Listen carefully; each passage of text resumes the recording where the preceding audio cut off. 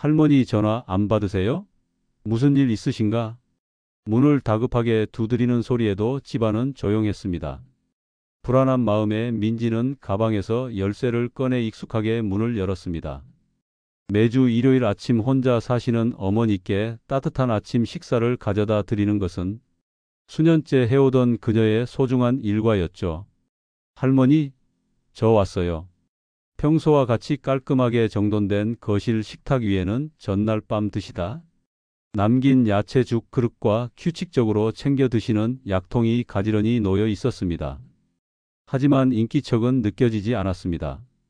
침실로 발걸음을 옮기는 민지의 가슴이 알 수 없는 불안감으로 크게 뛰기 시작했습니다.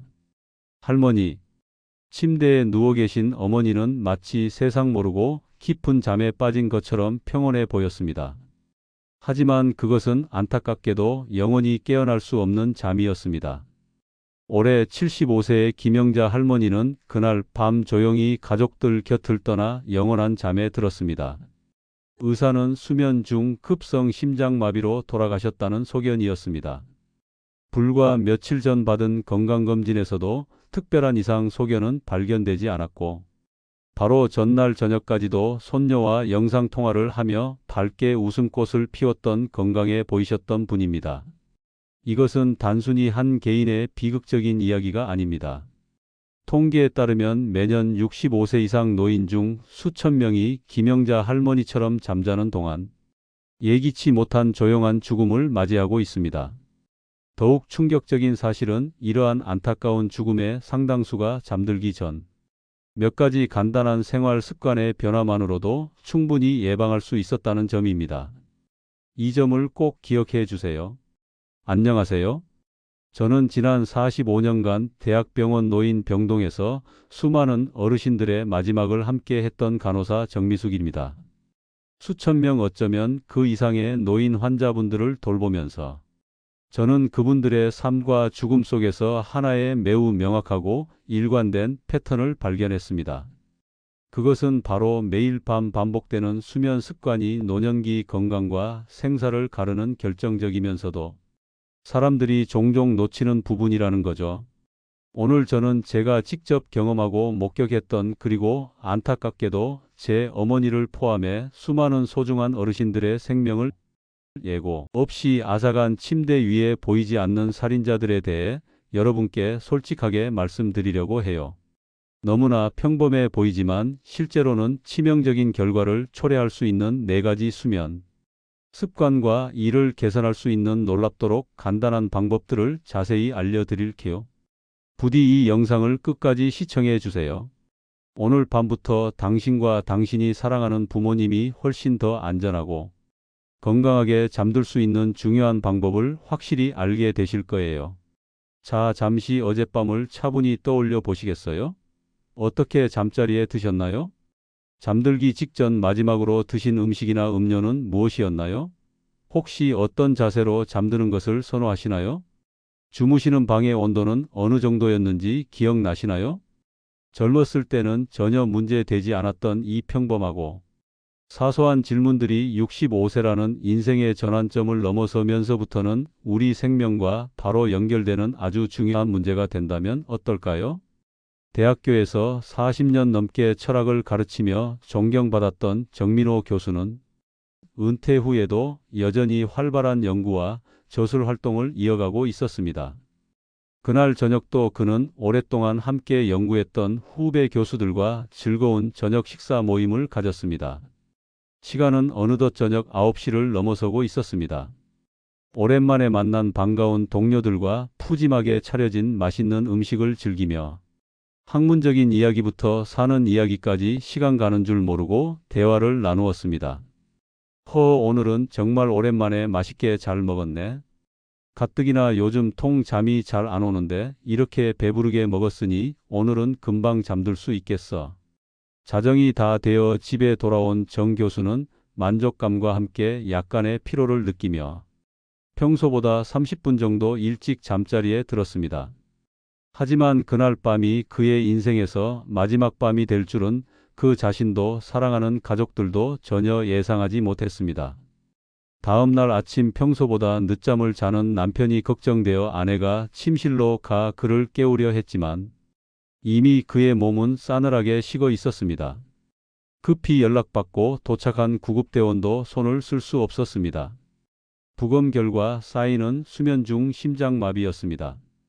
여기서 잠깐 이 이야기가 단순히 운이 나빴던 한 노교수의 안타까운 사례라고 생각하시나요?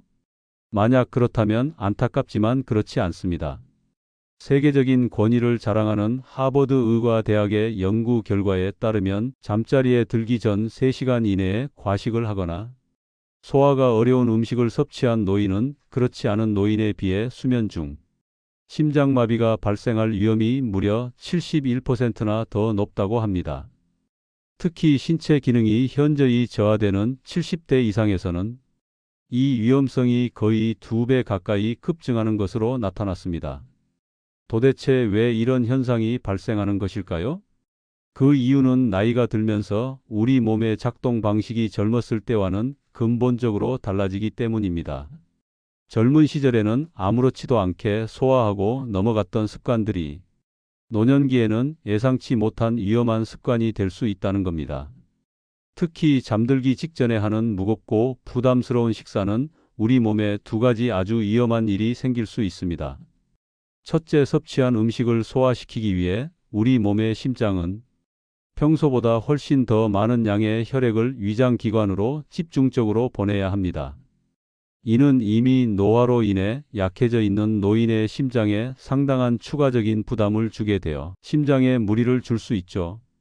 둘째, 음식물이 위에 가득 찬 상태에서 눕게 되면 중력의 영향으로 강한 산성을 띤 위산이나 음식물이 식도로 역류하기 훨씬 쉬워집니다. 식도는 심장과 매우 가까이 위치해 있기 때문에 이러한 역류성 식도염 증상은 식도를 자극할 뿐만 아니라 심장 박동 리듬에도 부정적인 영향을 미쳐 심각한 문제를 일으킬 수도 있어요.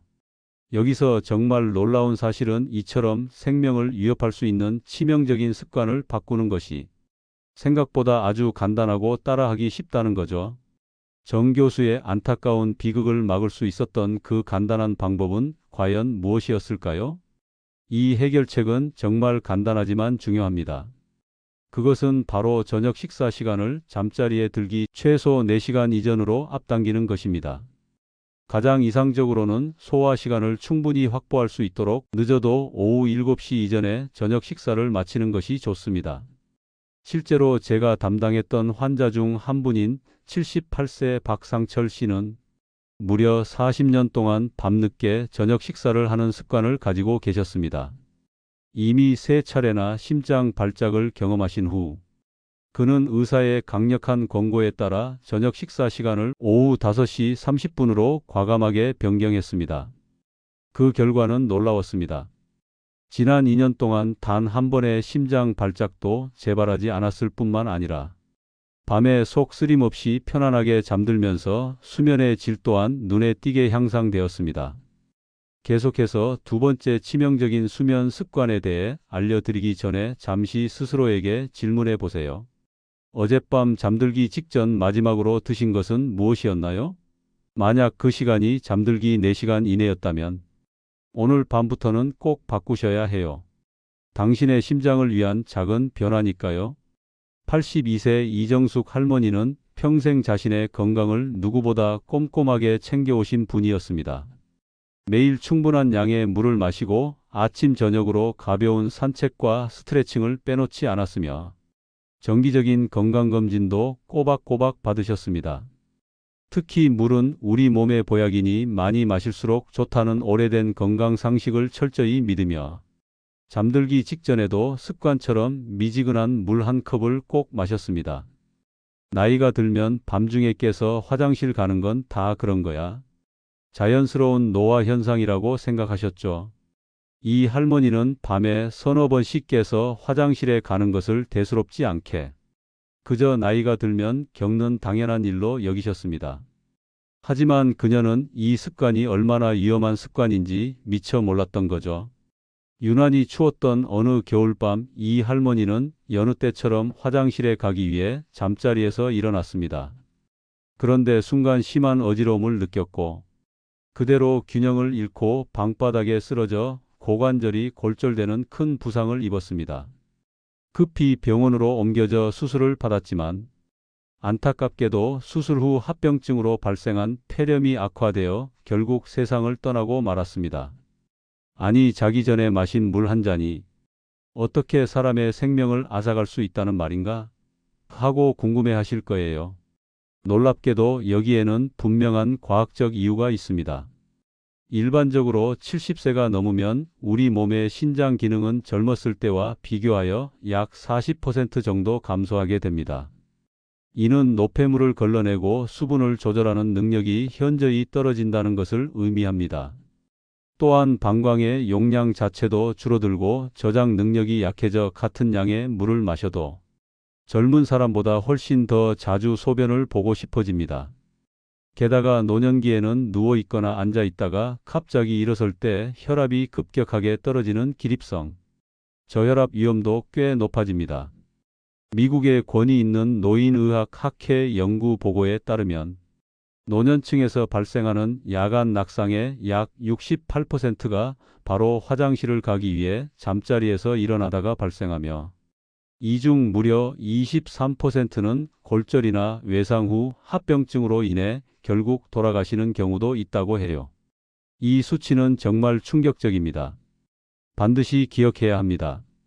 이는 우리가 흔히 두려워하는 교통사고 사망률보다도 높은 수치입니다. 이제부터 정말 중요한 부분이니 계속해서 집중해 주세요. 지금 제가 드리는 이 정보가 당신 혹은 당신이 사랑하는 부모님의 생명을 구할 수도 있어요. 그렇다면 이처럼 위험한 야간 낙상과 그로 인한 비극을 줄이기 위한 가장 간단하고 효과적인 방법은 무엇일까요? 이 위험을 줄이는 방법 꼭 기억하세요.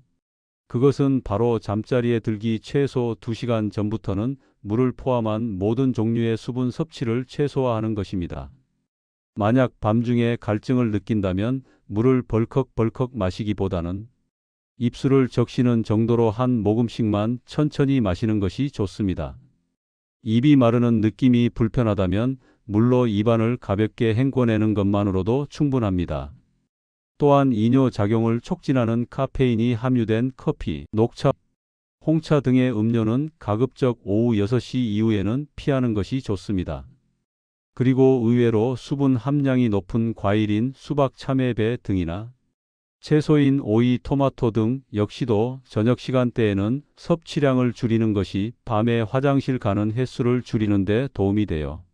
제가 돌보던 환자 중 79세이신 김영수 씨는 이러한 조언을 충실히 따른 후 밤중에 화장실 때문에 깨는 횟수가 평균 3번에서 단 1번으로 눈에 띄게 줄었습니다.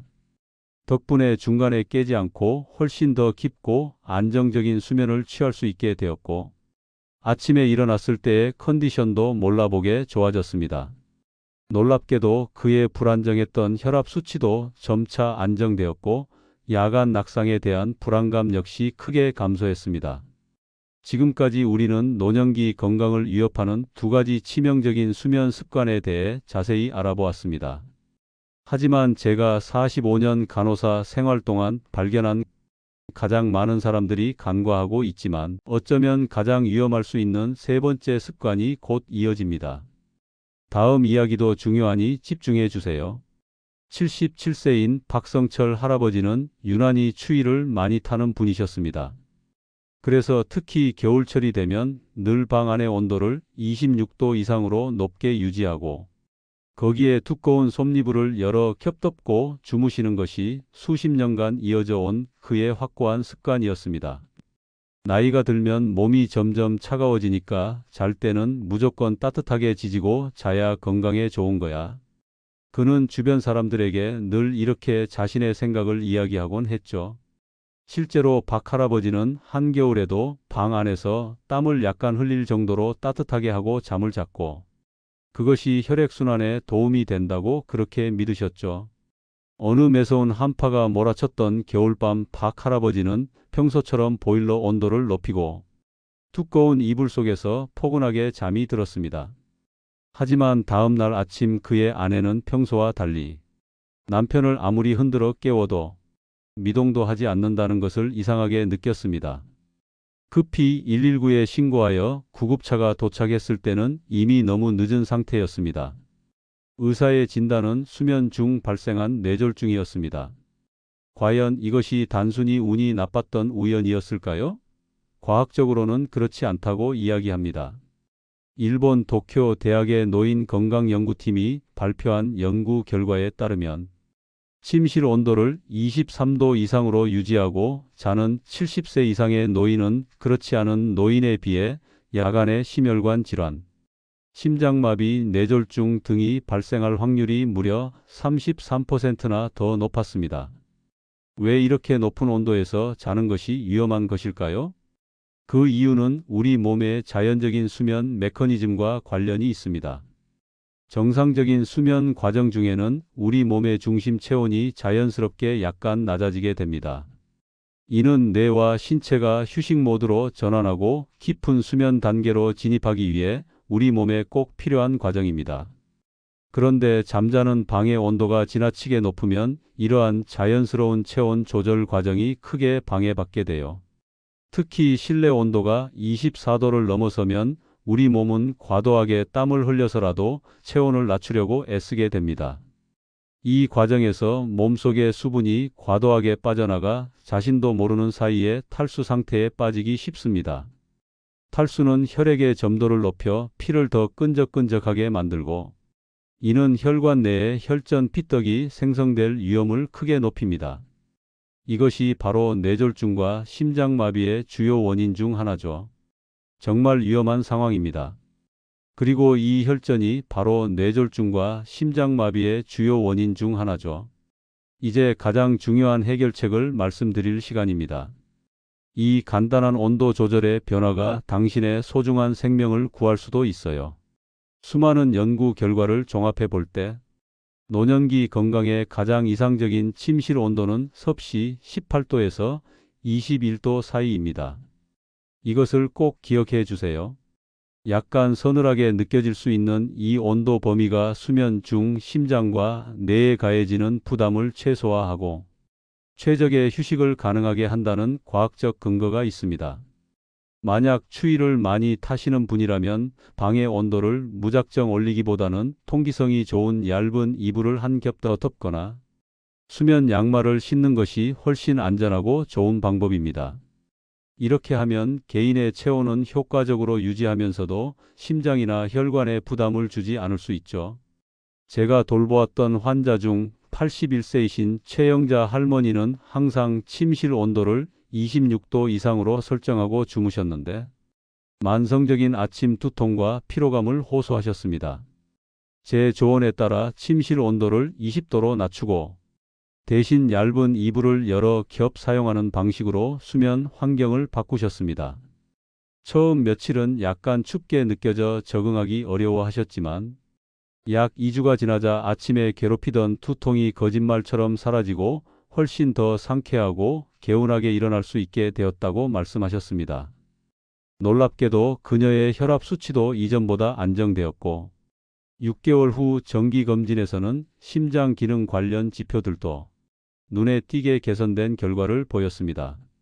자, 이제 드디어 마지막 네 번째 치명적인 수면 습관에 대해 말씀드릴 차례입니다. 이 습관은 제가 간호사로 일하는 동안 안타깝게도 가장 많은 환자분들을 떠나보내게 했던 직접적인 원인 중 하나였어요. 부디 마지막까지 잘 들어주세요. 79세 김명호 할아버지는 평생 큰 병치레 없이 건강하게 살아오신 분이었습니다.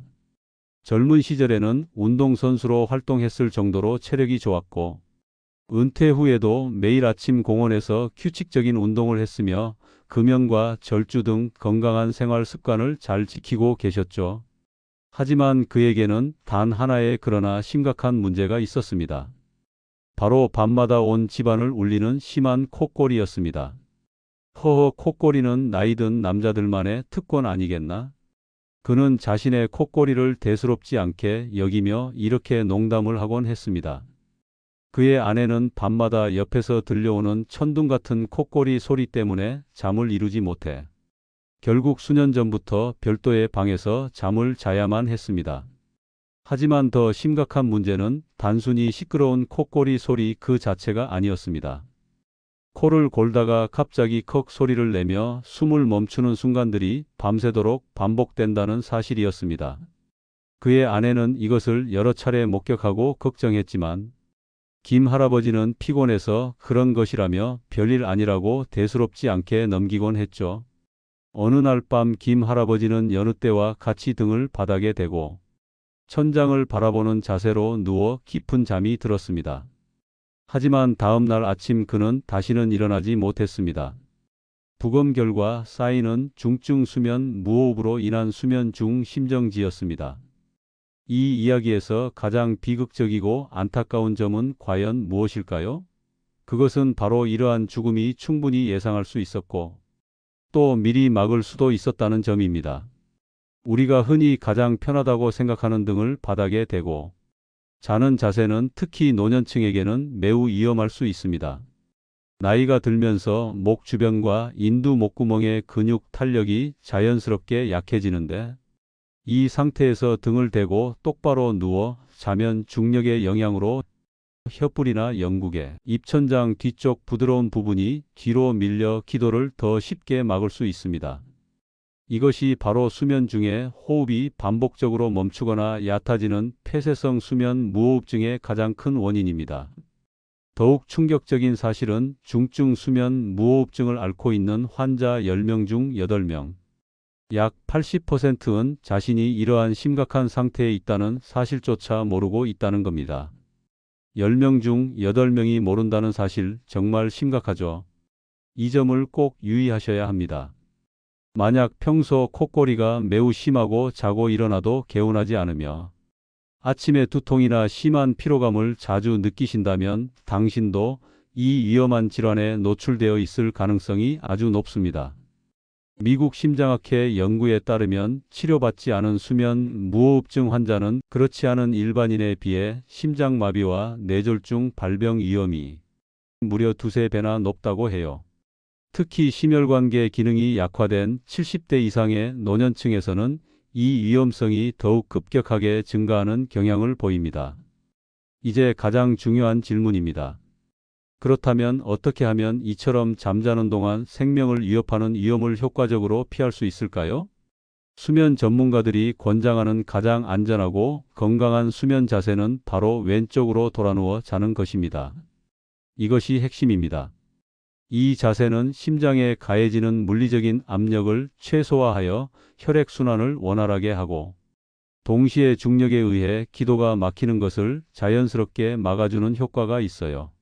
좀 더 편안한 자세를 유지하기 위해 양 무릎 사이에 작고 부드러운 베개를 살짝 끼우고 목과 머리는 척추와 자연스러운 일직선을 유지하도록 적절한 높이의 베개로 지지해 주는 것이 좋습니다. 만약 평생 등을 대고 자는 습관 때문에 옆으로 누워 자는 것이 어색하고 불편하다면 등 뒤에 길고 푹신한 바디 필로우나 여러 개의 베개를 두어 밤중에 무의식적으로 뒤로 돌아눕는 것을 물리적으로 방지하는 방법을 시도해 볼 수 있습니다. 꾸준히 노력하다 보면 시간이 지나면서 점차 자연스럽게 옆으로 누워 자는 습관이 몸에 익숙해질 거예요. 제가 담당했던 환자 중 82세이신 이상철 씨는 평생 등을 대고 자는 습관이 있었고 그로 인해 매우 심한 콧꼬리와 수면 무호흡 증상으로 고생하고 계셨습니다. 그는 옆으로 자는 습관을 들이기 위해 특별히 고안된 자세 교정 베개를 사용하기 시작했습니다. 놀랍게도 단 한 달 만에 그의 콧꼬리 소리는 현저하게 감소했고 밤에 숨쉬기가 훨씬 편안해지면서 수면의 질 또한 극적으로 향상되었습니다. 더욱 놀라운 사실은 지난 20년 동안 꾸준히 복용해왔던 고혈압 약의 용량을 절반으로 줄일 수 있을 정도로 혈압 조절도 잘 되었다는 점이죠.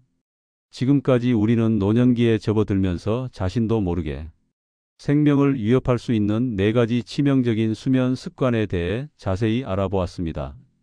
이 4가지 습관 다시 한번 꼭 기억해 주세요.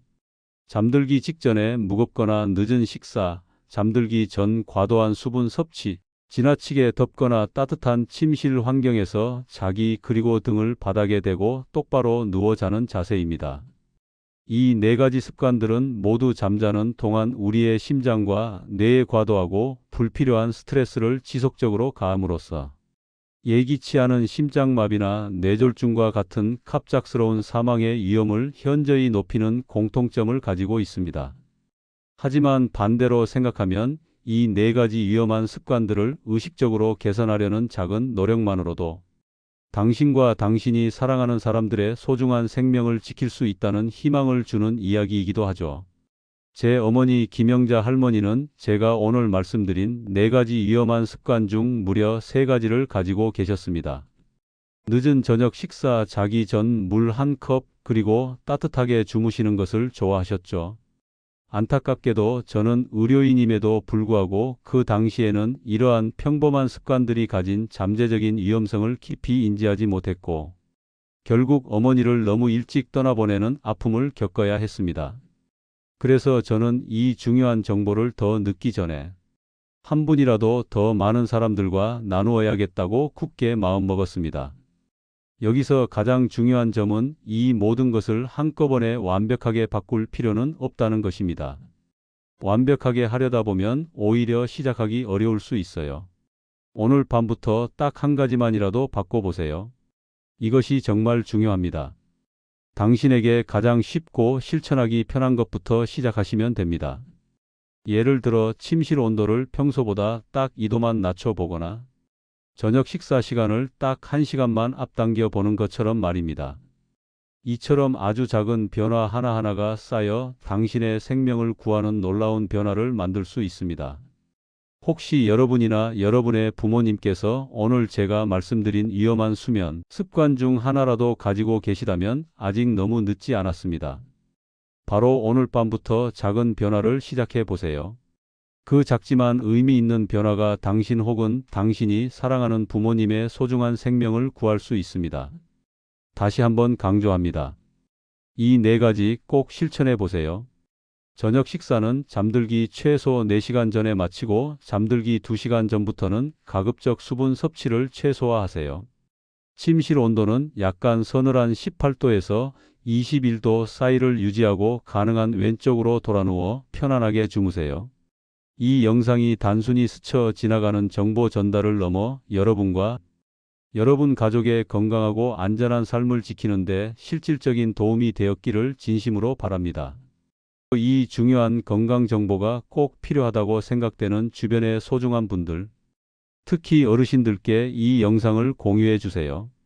당신의 따뜻한 공유 한 번이 누군가의 생명을 구할 수도 있는 소중한 일이 될 수 있습니다. 여러분 모두의 건강하고 행복한 삶을 진심으로 응원합니다. 구독과 좋아요 부탁드립니다. 감사합니다.